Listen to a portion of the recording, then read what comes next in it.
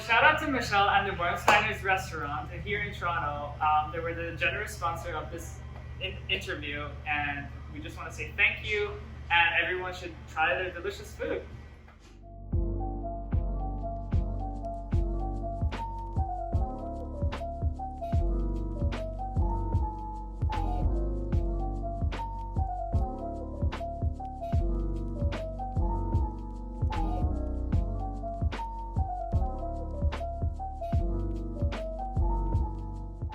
We actually met like the day of the recording.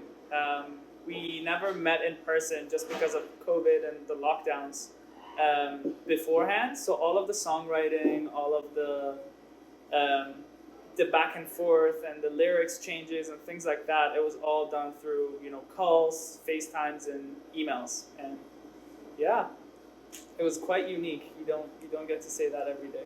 No, that's true. He said it.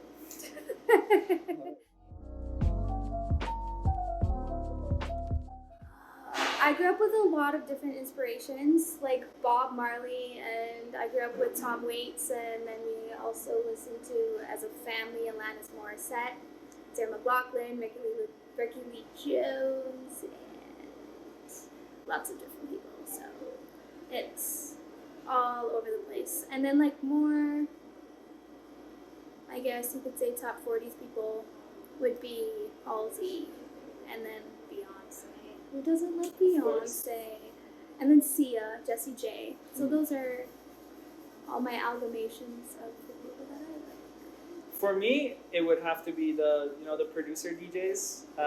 So David Guetta, Diplo, the Tiestos of the world, the DJ Snakes. But growing up as a kid, Pitbull was definitely a big inspiration just because every song he made was always upbeat, it was about partying, and he never had a sad song. And that's one of the things I hold true to myself and to the Fuzz brand, that it's always going to be upbeat, it's always going to be making people dance, and it's never going to be a dull moment. True. I love Pitbull. I love when people ask that because it's usually people that are listeners, they're part of the audience, they're not usually the ones creating music. That's what I found, at least. No tea or shade, but that's what I found.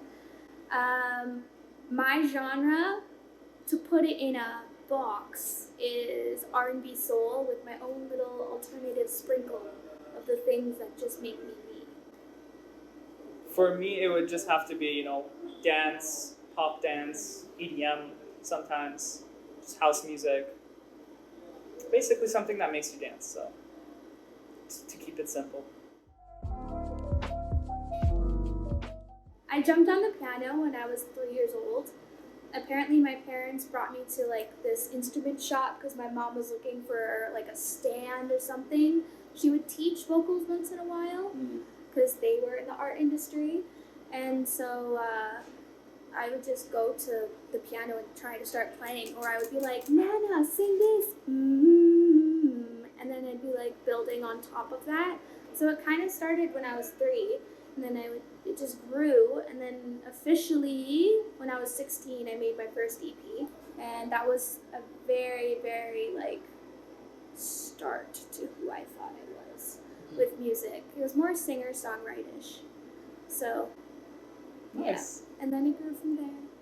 For me, it would have to be, again, same, at a really young age, just because I was brought up in a musical family. My brother plays the violin, my sister plays the piano, so I kind of had to, choose an instrument at a young age. My parents kind of engraved that in us, and so I picked up tombak, which is a Persian percussion instrument. And then once we moved to Canada, I was like, okay, I can't play that in middle school, so I had to pick up trumpet, and ended up, playing it for 7-8 years through middle school to high school, and then played, in the youth symphony orchestra in Toronto, and I was like, this is orchestra life is okay, but it's not quite for me. And then I moved into producing your own music, around maybe 2015 when I was 17. So yeah. I would open for Youngblood. Explain. He is so different and cool and free. And I feel like the audience would get quite a contrast. He just is like, "Bleh, this is who I am." It's like human vomit. I don't know how else to describe him. He's like human vomit. Like, he just is so out there, and I love his music. I would even like make a song with him, because that would be so interesting. We do like this rock, reggae, R&B vibe.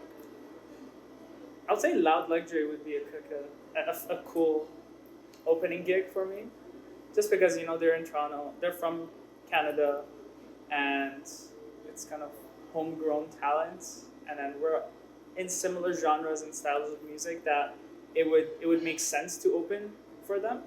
But yeah, I think I'll go with Loud Luxury.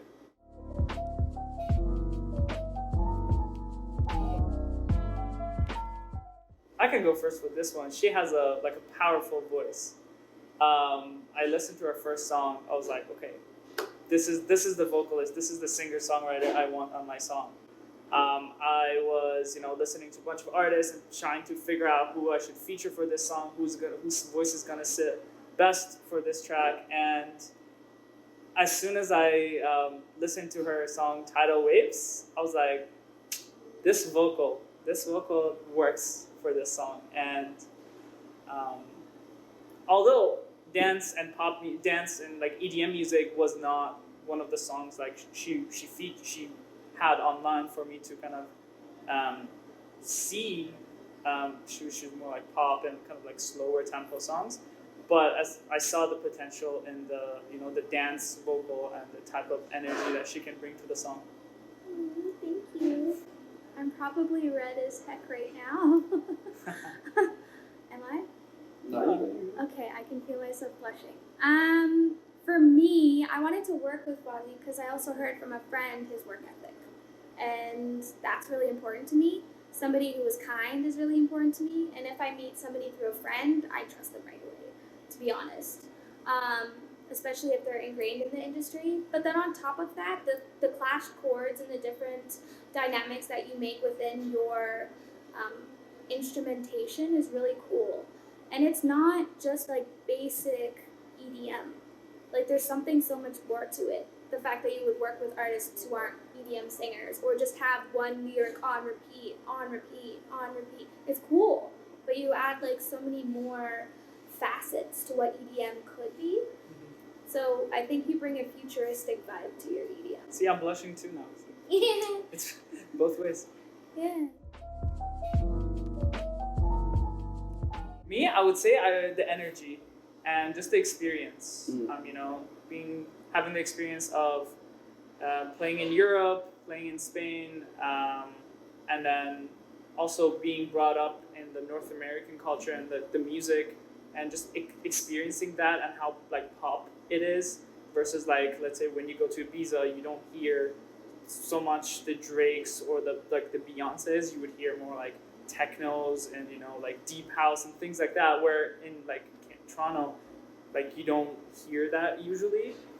So kind of putting the two together and bringing some of the European influences to North America and kind of providing that new product, that new sound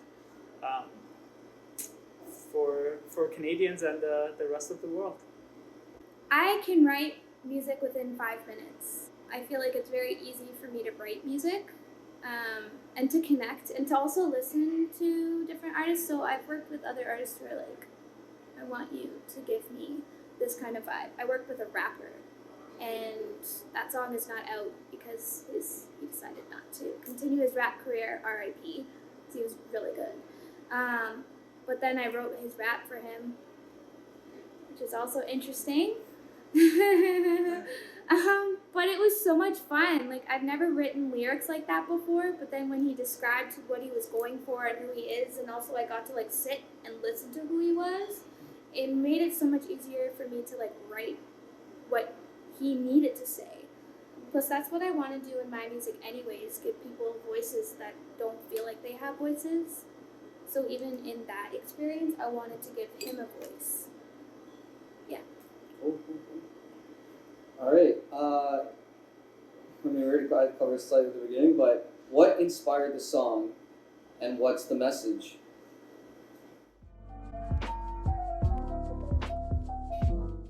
So when I was making the song, before contacting Raechell, I just wanted a good dance track that it would have enough space for her to kind of help me put a meaning to it. But once the meaning was there, the track had enough energy and it was good enough that whatever the message was going to be, it would still be something that you can dance to. And then, so with her help, this is the track we have so far. Yeah, I was going through my own journey, and then I was about to write a song with you, and then I'm like, let's put this together. And the equality of intimacy versus one person being pleased and that's the main focus, or the other person being pleased and that's the main focus. So. Sure. So my all-time mood is be happy and make other people happy. If you can dance by yourself, good. But if you can make other people dance, then you won. And when it comes to music, and live performances, that's always my energy, and that's the energy I'm trying to give to other people as well. I love that, honestly. For me, I want to write music that's honest and empowering. So that's what I was going for, as simply put as I could be.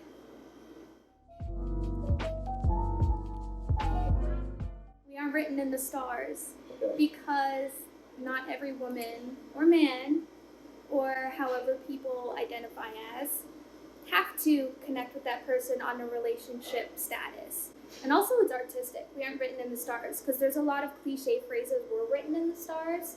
Like, look at the stars, look at us now in the stars, we're promised in the stars, to the moon and back, like all these different types of phrases. So I wanted to write and flip a cliche to make it like so honest and also truthful, which is the same word, but a different synonym. True.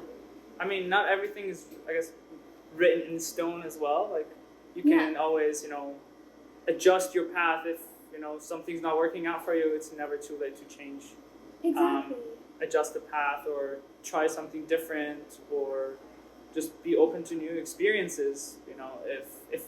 If I only wanted to, collaborate with people I only knew and I was close with, my circle would be so small, and like the opportunities, I would be limiting myself. But with collaborating with different people, reaching out to different people, supporting different people, that's just you're spreading positive energy and you're just bringing everyone up with yourself.